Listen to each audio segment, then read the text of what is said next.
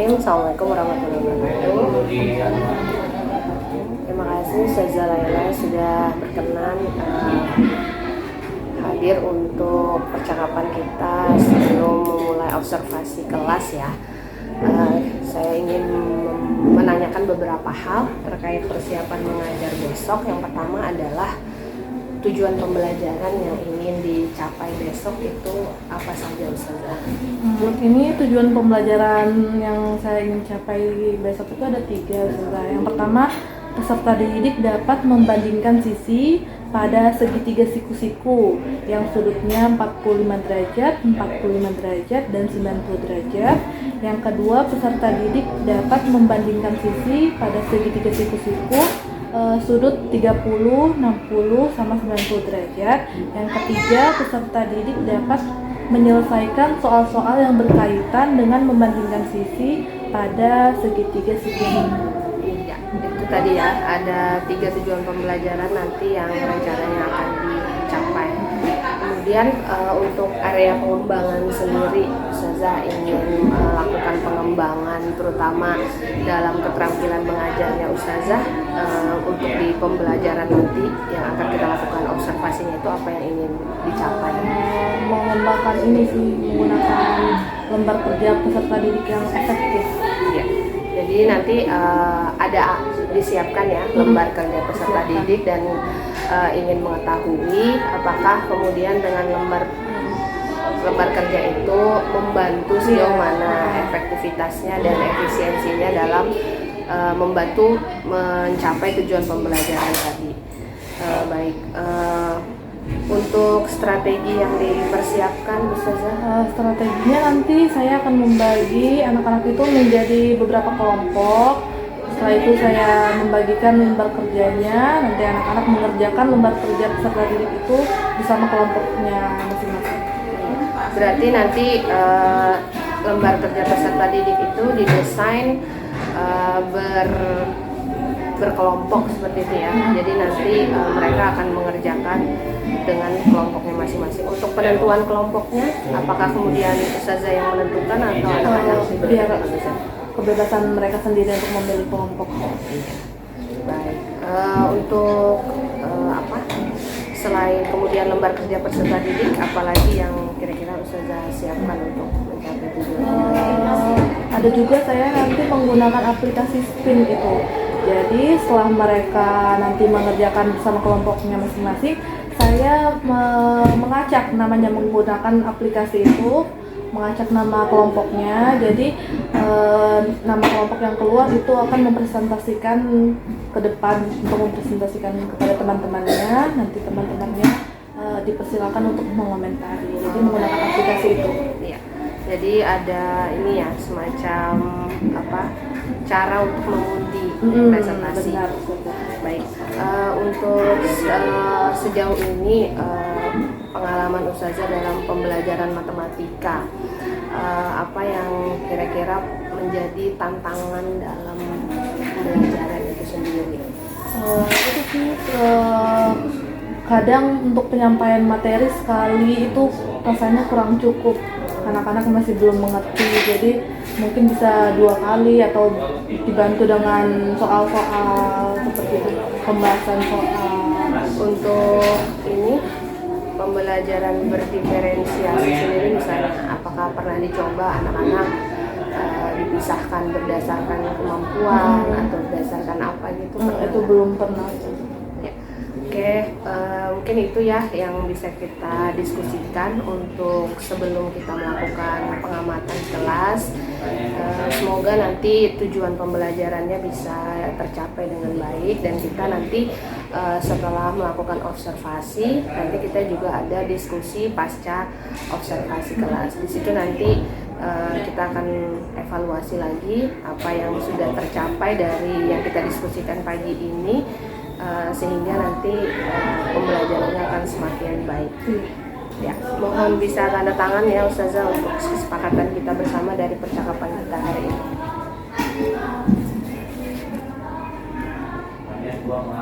Ya, terima kasih Ustazah Laila. Terima kasih juga. Berhasil. Tiga kali silang, 5 kali akad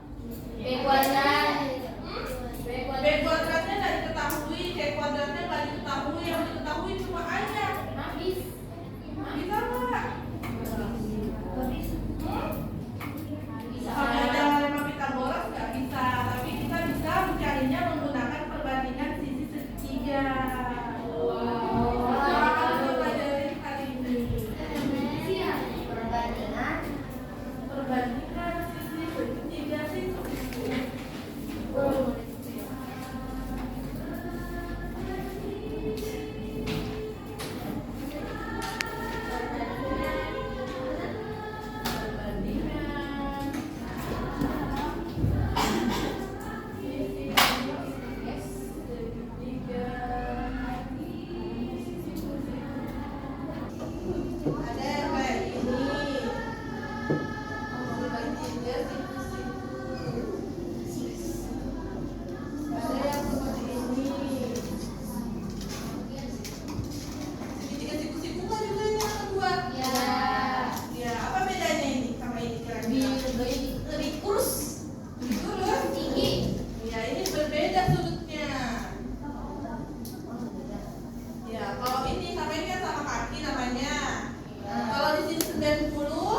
Berarti di sini kira-kira berapa?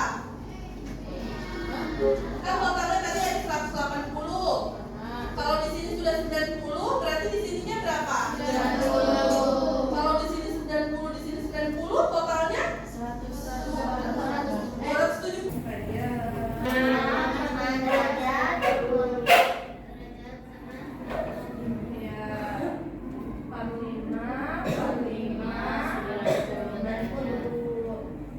Tadi gimana gambarnya? Atas sama bawahnya sama.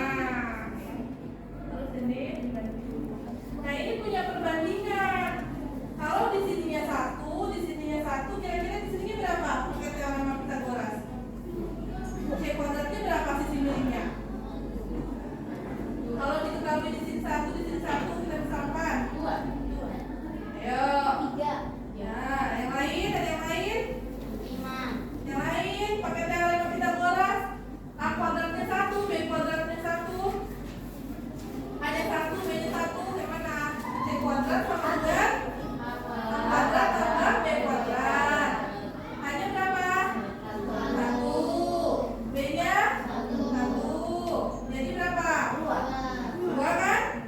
Jadi C nya 2. C kuadratnya 2. Berarti C nya 4. Diapain biar kuadratnya hilang, diapain?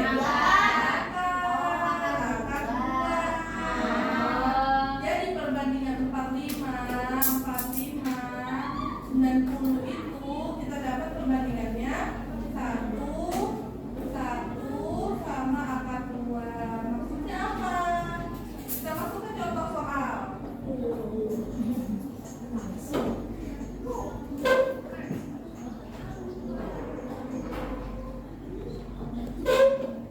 Misalnya, ini tidak diketahui ininya. Yang diketahui cuma sisi miringnya 72. Berapakah panjang A? Sekarang yang diketahui di sininya 32. Berapakah sisi miringnya? Kita ini aja pakai A, pakai B. B-nya berapa? Diketahui. Sisa tegaknya ini 32. Yang ditanya sisi miringnya. Siku-siku. Segitiga siku-siku sudutnya berapa? 90 atau 90? Ayo dicatat dulu.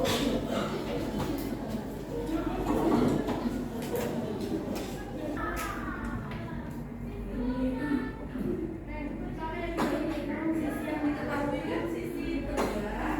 Ini sama sisi miring aja. Sisi bawah ya. Ada 2 aja nih yang diketahui. 32 sama per B. Terus sampingnya mengikuti yang tadi 32 sama ya. Maunya gimana?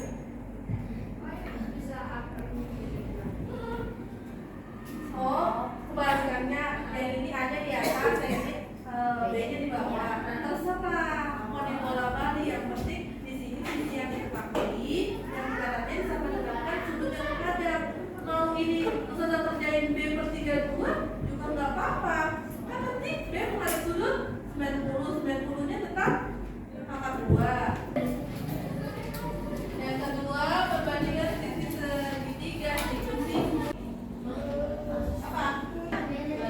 55. Yang masuk kali ini.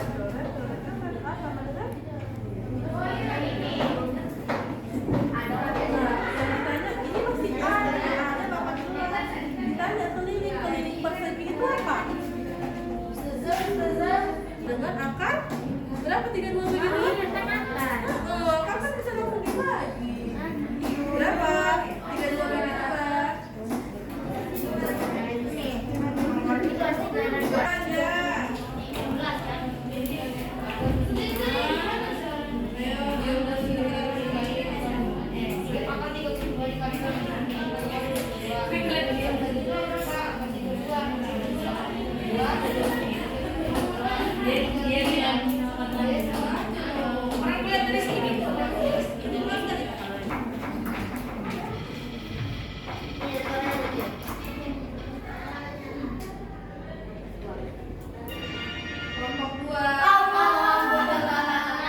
Yang pertama itu ya. Soal pertama itu ya. Ini soal pertama, kedua, ketiga, keempat, sama kelima terakhir ya. Kelompok dua yang mana? Oke.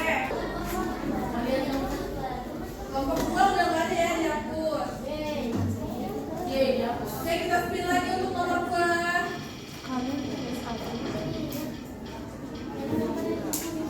Nomor 5. Kelompok tiga. Kelompok tiga, yang mana kelompok tiga? Ini kan? Oke, itu nomor dua ya. Lagi. Kelompok tiga hapus. Kita spin lagi untuk nomor tiga.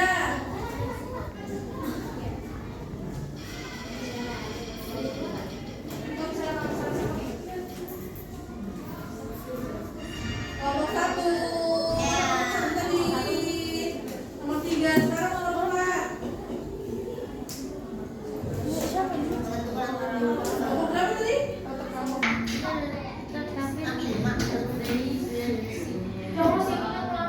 Ayo diperhatikan pekerjaan temannya. Di komentarnya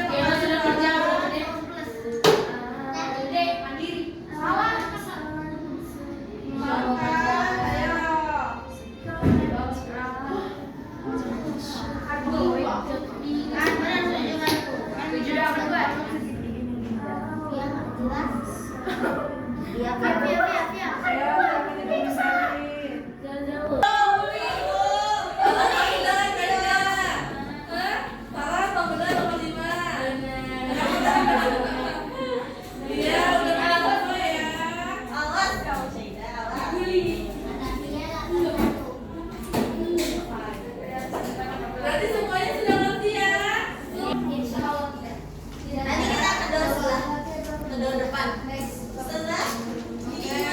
Apa lagi ya yang mulainya?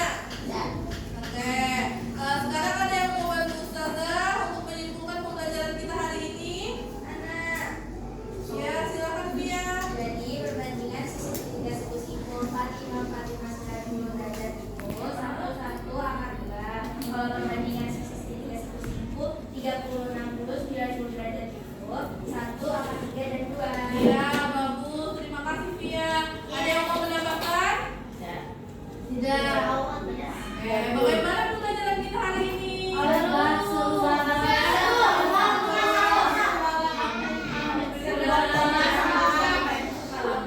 Baik anak-anak, waktu kita hari ini sudah habis. Untuk pembelajaran untuk pertemuan selanjutnya kita akan belajar penerapan kata kita bola dalam kehidupan sehari-hari.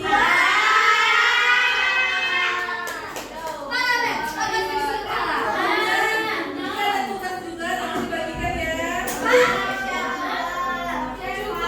Mari kita tutup pembelajaran hari ini dengan membaca doa kafarat musajjah dan hamdalah.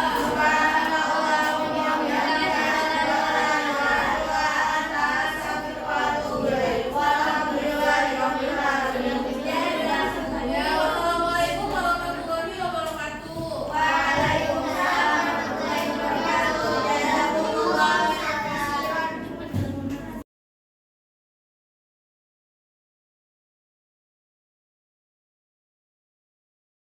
Bismillahirrahmanirrahim. Assalamualaikum warahmatullahi wabarakatuh. Waalaikumsalam warahmatullahi wabarakatuh.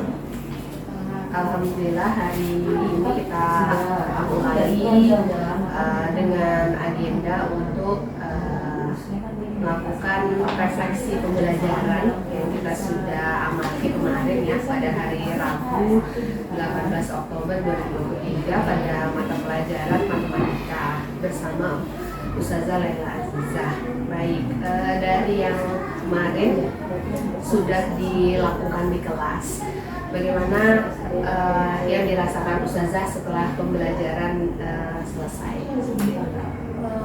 Setelah pembelajaran selesai Saya merasa penggunaan LKPD itu yang dalam berkelompok itu siswa jadi menjadi aktif, bekerja sama temannya, dan siswa bisa juga lebih mandiri, bisa langsung bertanya. Seperti itu saja. Jadi penggunaan LKPD itu mengaktifkan ya siswa dengan pembelajaran kelompok juga. Kemudian dari yang sudah direncanakan oleh Ustazah, apa yang kemudian yang apakah semuanya sudah dilakukan atau ada yang belum? Ada yang belum, Ustazah. Di bagian apa itu? Di bagian ukhrawi itu belum sempat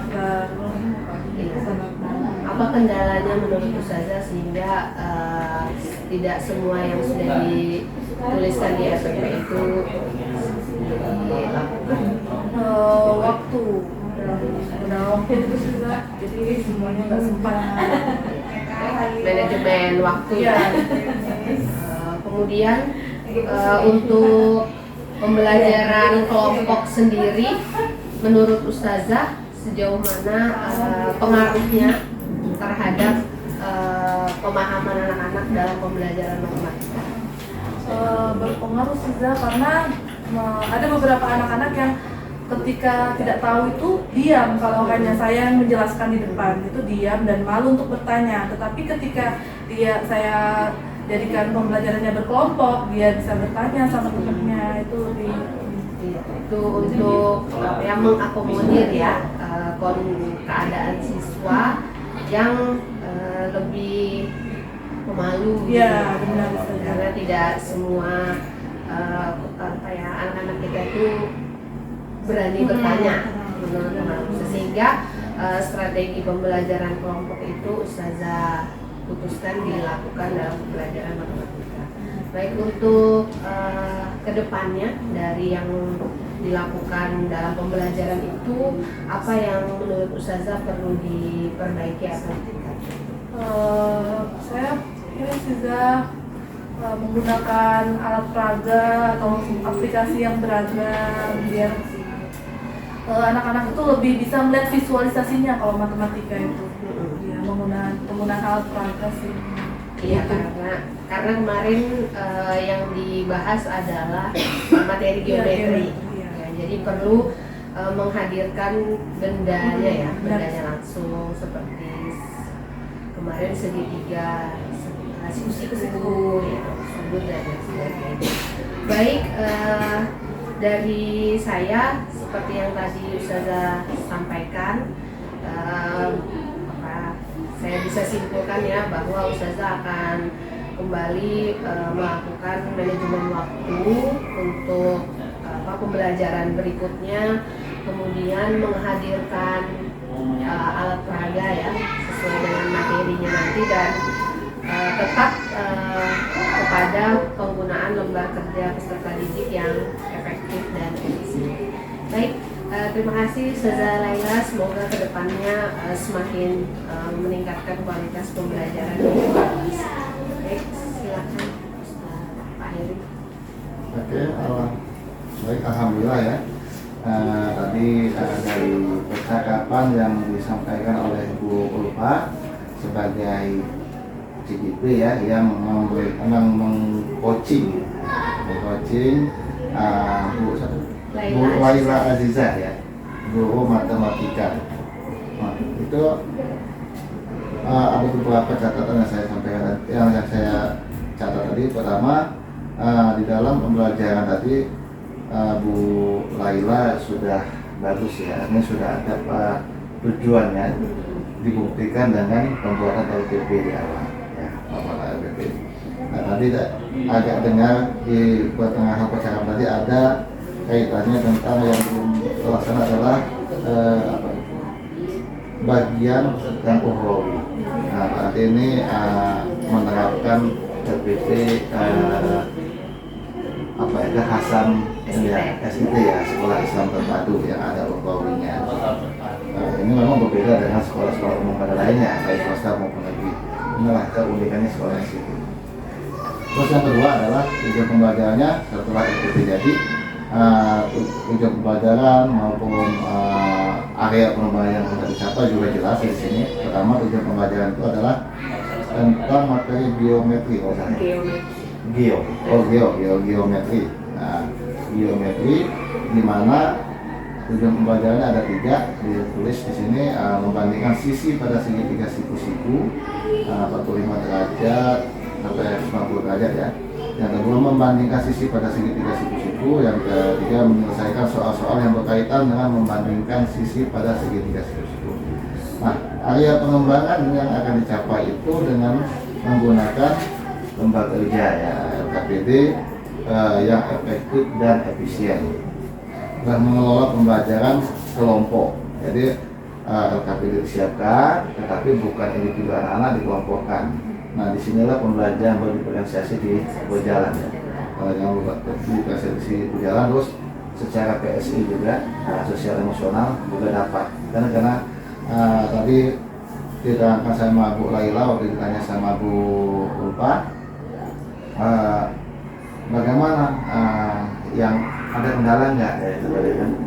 Nah, ketika Bu Laila menjelaskan ada kendala di situ, ada beberapa siswa yang nggak aktif, terus bagaimana cara mengatasinya. Di situ kan Bu Laila sudah melihat karakter, ya kan? Karakter dari anak-anak yang mengikuti pembelajaran. Nah, terus pengaruh pembelajaran kelompok terhadap siswa, apa?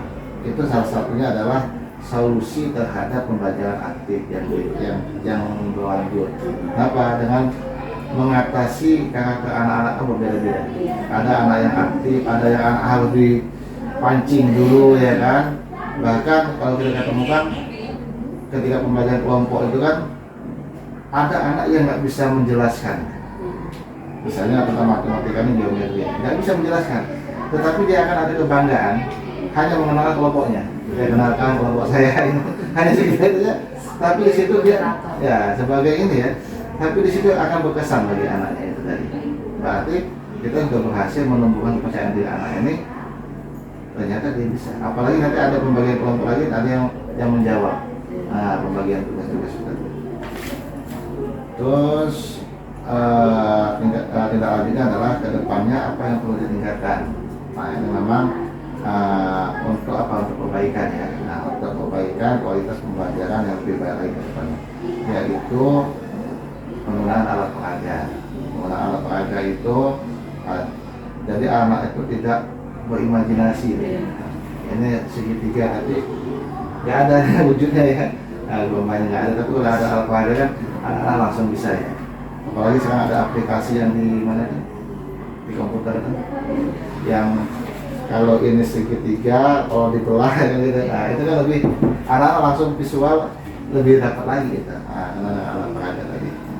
Oke, itu tadi. Nah, disinilah Bu Laila ya, di Bu Ulfa ini ketika memberikan supervisi ya menggunakan teknik coaching kita mendapatkan pengetahuan baru bahwa coaching itu tidak hanya menyelesaikan masalah secara individu, tetapi juga bisa dipakai untuk supervisi pembelajaran. Nah, kalau saya boleh bertanya, pada saat supervisi pembelajaran, Bu Laila mau disupport sama Bu Ulfa, apa yang ada dalam pikiran? Awalnya takut sih, jadi gugup gitu kan, diliatin saat ngajar gitu. Nah, yang buat takut apa? Yang buat takut kan? Gugupnya aja sih Ustaz ya. Nah, umumnya ketika kita melakukan kata supervisi, itu pasti kan yang membuat kalau ada kalimat takut kan, oh saya dinilai. Kalau nilai berarti kalau ada benar ada salah, ya kan kalau nilai kan. Terus yang kedua, saya akan dievaluasi. Nah, pelajaran begini-begini, yang nggak baik seperti ini, banyak kurangnya biasanya kan. Nah, dengan adanya supervisi pembelajaran melalui coaching ini kan, kita menggunakan prinsip coaching kan ada 3 di sini. Pertama kemitraan, yang mana rekan sejawat itu tidak akan merasa digurui, ya kan? Tidak akan merasa digurui. Apalagi kalau misalnya masuk supervisi senior ya, bos ya, supervisi saya anak lumayan ya, kan ada pasti ada ya, ego dipenya pasti muncul kan seperti itu kan. Nah atau dia mau disalahkan, mungkin nggak mau, apa misalnya nggak mau. Nah Tapi dengan prinsip coaching yang pertama kemitraan ini tadi, kita semacam kayak kolaborasi. Lebih tepatnya Bu Ulfa sama Bu Laila ini kolaborasi pembelajaran di kelas. Jadi tolong dong kasih saya masukan, beda kan? Saya akan nilai kamu. Dengan tolong berikan saya masukan, itu pertama. Prinsip yang pertama. Yang kedua adalah proses kreatif. Nah di sini dengan adanya pasca pembicaraannya tadi, langsung mulai langsung menemukan tadi. Oh iya, saya kurangnya alat perhatian. Saya langsung menyadari itu, apa yang harus ditingkatkan. Saya kurangnya di sini, saya akan tingkatkan. Artinya yang membuat perbaikan itu bukan dari sebagai supervisor ya, nah tetapi kasih jawab sendiri yang supervisi itu tadi. Yang terakhir adalah memaksimalkan potensi. Nah, memaksimalkan potensi kemampuan baik potensi guru yang mengajar maupun anak-anak didiknya semakin meningkat. Dari ketiga prinsip ini, alhamdulillah ya, ada pengalaman bagi Bu Laila bahwa supervisi pembelajaran mulai dari coaching ini ternyata lebih menyenangkan daripada supervisi yang umumnya sudah. Dan itulah yang kedepannya akan kita lakukan. Itu dari saya Bu Ulfa dan Bu Laila, terima kasih. Terima kasih banyak Pak Heri atas masukannya. Semoga kedepannya ya ada supervisi nggak takut lagi. Karena sebenarnya itu paradigma mungkin ya Pak yang harus kita rubah, bahwa yang ingin kita lakukan itu adalah peningkatan kualitas, bukan kemudian penilaian benar salah, bagaimana meningkatkan kualitas. Terima kasih Laila.